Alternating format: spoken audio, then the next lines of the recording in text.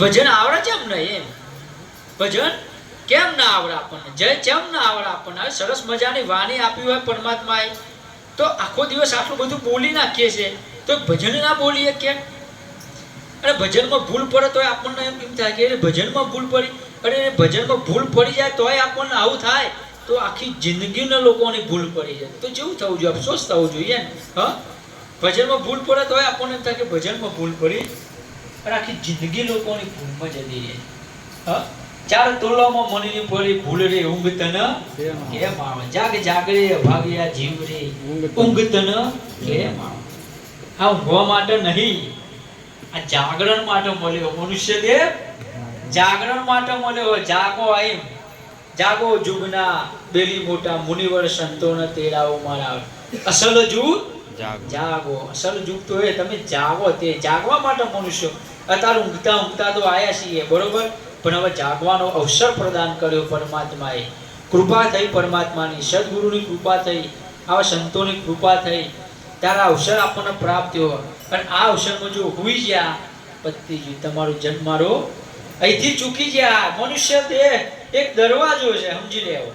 જો આ દરવાજો અંદર આ દરવાજાથી નીકળાય અને બહાર આ દરવાજાથી નીકળાય. આ દરવાજો જો ચૂકી ગયા પછી પતિ ગયું. 84 લાખ યોનીનો કોટ આખું નગર ફરવાનું બાકી.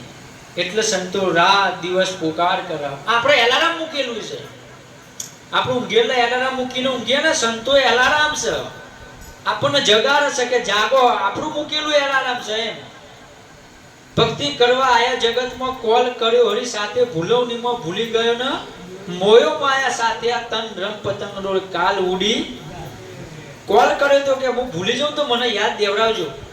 આ એવી ભલ્લર ભૂમિ નહીં કહેતા કે ભલ ભલાઈને તો ભૂલી જાય. આ સંસાર છે ને, સંસાર માયા, એટલે એવી ભમ્મર ભૂલવાની એમ કે તો ભલ ભલાય. રામચંદ્ર જ્યારે આયા ને એ પણ ભૂલી ગયા, વશિષ્ઠ મુનિએ જગાડ્યા. કૃષ્ણ પરમાત્મા આયા એ પણ ભૂલી ગયા, સાંદીપની ઋષિએ જગાડ્યા. જો આવા મહાપુરુષો અવતરો પુરુષો આયા એ પણ અહીંયા ભૂલી ગયા, પણ એમને કોઈ જગાડનાર મળ્યું.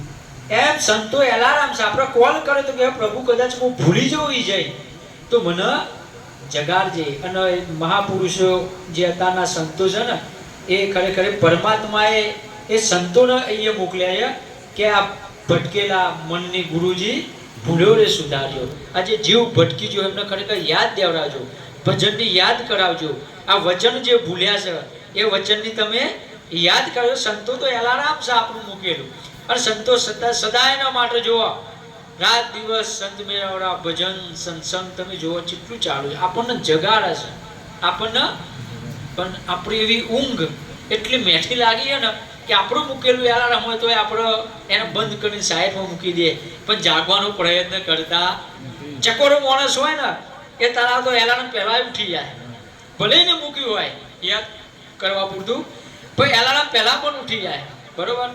થોડા હોશિયાર હોય તો એલાર્મ વાગે એટલે ઉઠે. અમુક એવા હોય કે એલાર્મ વાગે પણ ઉઠતા, પણ જો ઉદીન છે જિંદગી રે તે તો તારી એરે ગુમાવી, અફસોસ એનો તને જમના દરબારે જોડ ને ચાલે, પલ પલના લેખાતો હતો સ એટલે ખબર નહીં પડે આપણને, કેમ કે માયાનો પ્રભાવ છે ને એટલે આપણને એવું લાગે જો ને કાયમ ના રહેવાના હોય. હા, એક જણે એક ભક્તે મહાપુરુષને પૂછ્યું કે ભજન કરવાની સાચી ઉંમર કઈ? ભજન કરવાની સાચી ઉંમર કે ભજન ક્યારે કરવું? એમ બાળપણમાં કરવું, જવાનીમાં કરવું કે ગળપણમાં કે વૃદ્ધાવસ્થામાં ક્યારે ભજન કરવું? એટલે પેલા મહાપુરુષે કીધું કે મૃત્યુ પહેલા કરી લેવાનું, મૃત્યુ પહેલા ભજન કરી લેવાનું. બાકી મૃત્યુ આવશે ને કશું બાકી મળશે, બધું જ લઈને જતું રહેશે. મૃત્યુ પહેલા ભજન કરી લેવું. એટલે કે સારું તને કરી લેવું. પછી કે મૃત્યુ ક્યાં આવશે તારે? એટલે ભાવ મહાપુરુષ જો તારે મૃત્યુ ક્યાં આવશે? એ તો કે કોઈને ખબર. કાચીની માટીનું કોડિયું કાયા ઝપકી ઝપકીને બુઝાવવાનું, જાનકીનો નાથ પણ જાણી લે શક્યો નથી, કાલે સવારે મૃત્યુની કોઈને ભનક લાગતી. એટલા માટે મૃત્યુનું કોઈ નક્કી, એક શ્વાસ આવ્યો એક શ્વાસ જો કોઈ જ નહીં. ઓખનો પલકારો ખુલ્યો બંધ થયો તો બંધ થયો તો ખુલ્યો, કોઈ જ ભરોસો એટલે મૃત્યુ પહેલા એટલે તમે સમજી લો હાલ જીવો છો ને તો ભજનની શરૂઆત કરી લે. જે કાર્ય કરવા માટેની શરૂઆત તો કરો.